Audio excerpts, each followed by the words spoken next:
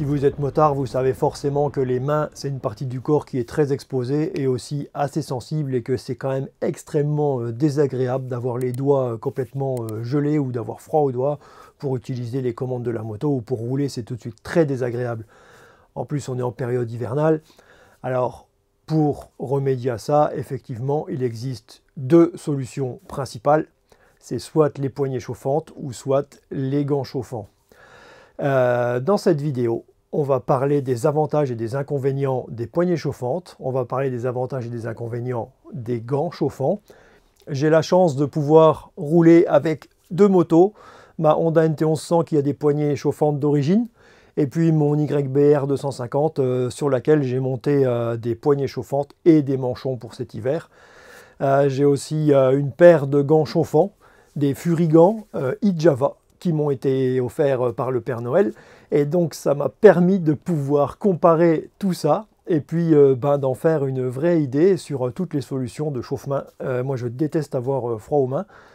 Donc je pourrais vous parler de tout ça, des configurations possibles, et puis comme ça au moins on verra d'une manière claire si vous voulez arrêter d'avoir froid aux doigts. Je vous donnerai ensuite quelques astuces pour savoir à quoi faire attention quand vous devez acheter des gants chauffants ou des poignées chauffantes. C'est des petites astuces ou des conseils personnels pour mieux choisir et surtout ne pas se tromper. Et puis en conclusion, on verra lequel est le mieux. Au sujet des poignées chauffantes, les avantages, il y en a quand même deux principaux. C'est que premièrement, vous n'avez pas de souci d'autonomie puisque vous êtes branché sur l'alimentation électrique de la moto. Donc vous n'avez pas de souci de batterie qui se décharge, vous aurez chaud aux mains tout le temps. Et puis le deuxième avantage, c'est de pouvoir aussi conduire avec des petits gants. Moi j'utilise des gants d'été ou des gants demi-saison s'il fait vraiment froid. Et ça permet d'avoir aussi une meilleure sensibilité sur les commandes quand on utilise les clignots, le klaxon, les appels de phare, tout ça. Donc c'est quand même vraiment agréable de pouvoir rouler l'hiver avec des petits gants et non avec des gros gants qui gênent quand même un petit peu la sensibilité. Par contre, au sujet des inconvénients des poignées chauffantes, vous aurez forcément le faisceau électrique à monter. Donc si vous n'êtes absolument pas bricoleur, ça va peut-être vous poser problème ou ça va vous coûter de l'argent de les faire monter. Il y a un autre inconvénient, c'est que les poignées, souvent, elles sont un peu plus grosses que d'origine et le caoutchouc est un petit peu plus dur, il est moins confortable, un petit peu. Et puis, comme la chauffe se fait sur la paume de la main, c'est une excellente chauffe sur la paume de la main, mais vous avez peut-être tendance à avoir le bout des doigts un petit peu froid aussi.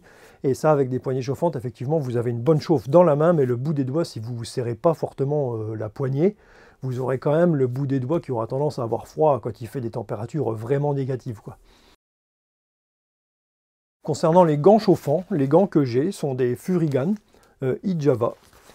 Et l'avantage principal de ces gants, c'est déjà que forcément, vous n'avez aucune modif à faire sur la moto, pas d'installation électrique. Et du coup, si vous passez d'une moto à une autre, si vous voulez essayer une autre bécane, ou vous n'avez pas de problème de montage qui est spécifique à une seule moto. Donc c'est quand même déjà un bon avantage. La chauffe, elle se fait sur le dessus de la main et jusqu'à la première phalange, donc à peu près ici. Et donc c'est une chauffe qui est vraiment très différente parce qu'elle est beaucoup plus douce que sur les poignées chauffantes qui ont tendance à chauffer. Les Technoglobes qui sont sur mon YBR ou celle d'origine de la Honda chauffent très fort dans la paume. Là, vous avez une chauffe qui est beaucoup plus douce, mais qui est sur le dessus de la main, donc c'est une sensation totalement différente. Mais c'est une sensation très agréable, parce que il n'y a rien de violent, mais vous avez simplement pas froid. C'est quand même vachement bien fait. Ces gants-là sont équipés de 3 niveaux de chauffe. Quand on appuie sur un bouton, ça allume les deux gants et tout. C'est quand même vachement bien fait. Donc évidemment, au niveau des inconvénients d'une paire de gants, c'est quand même l'autonomie qui vous limite à une certaine durée. Donc si vous faites vraiment une grosse journée de route, quand il fait très froid, attention aux batteries, parce que forcément elles dureront moins longtemps que si vous utilisez les poignées chauffantes qui n'auront pas ce souci.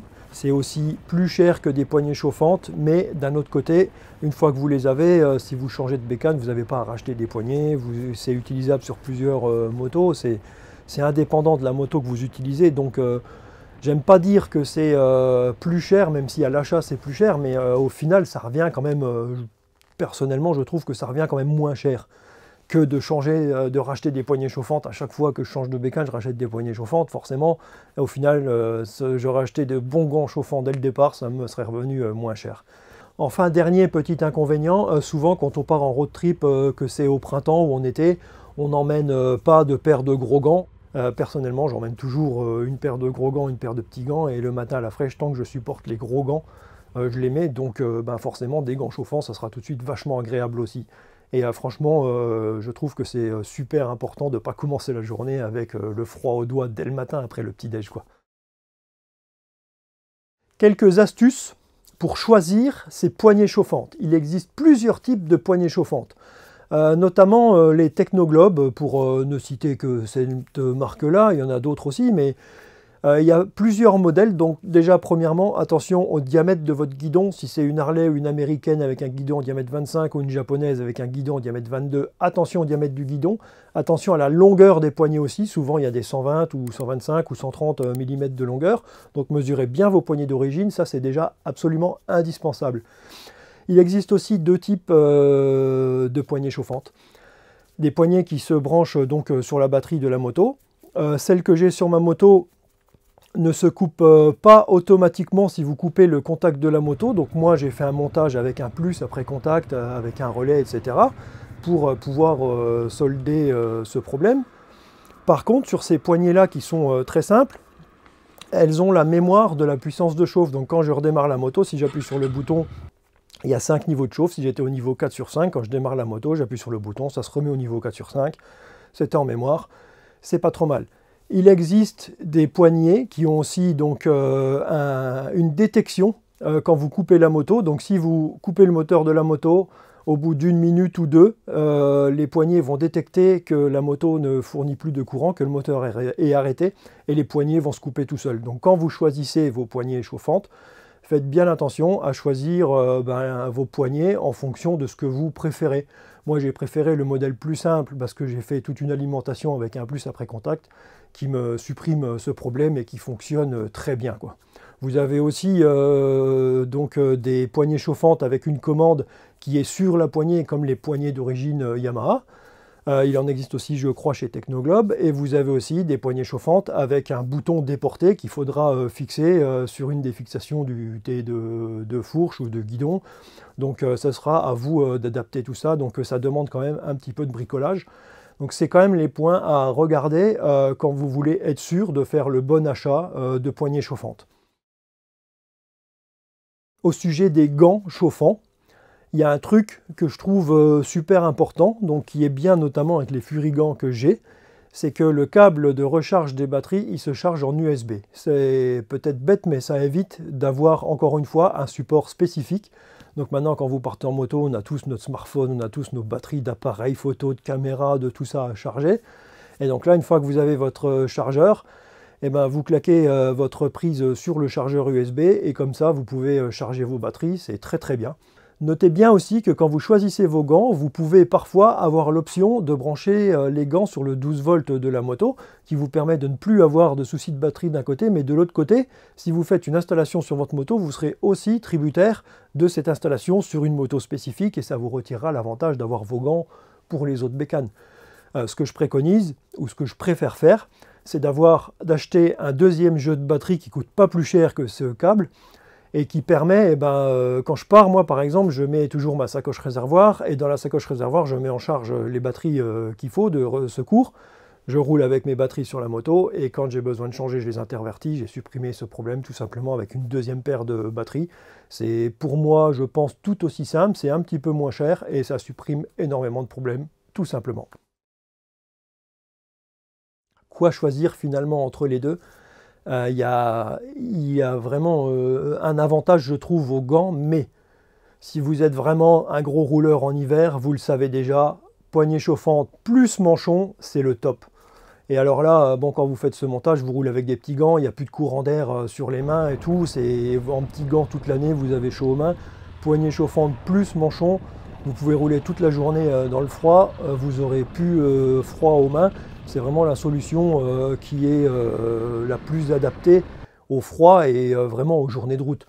Mais quand on roule l'hiver, que c'est plus occasionnel, que c'est moins des longues distances, si vous partez pas faire 700 bornes pour aller à une concentre ou voilà, que vous partez faire un tour le samedi après-midi quand il y a un rayon de soleil, même s'il fait frais, pour la fraîcheur du matin, quand vous n'avez pas besoin de vous chauffer les mains toute la journée, eh ben, les gants chauffants, c'est vachement pratique. Je découvre les gants chauffants puisque j'en avais jamais eu. J'avais jamais franchi le pas puisque j'avais toujours eu des poignées chauffantes sur mes bécanes. Et franchement, les gants chauffants, c'est vraiment pas mal. Donc après, ben, ça dépend de l'utilisation. Mes deux bécanes ont les poignées chauffantes, c'est quand même bien. Mais pour le quotidien, pour aller au boulot en bécane, pour aller faire un tour le week-end, il fait un coup de fraîcheur et tout. Les gants, c'est super pratique. Ça évite de faire des montages sur la moto.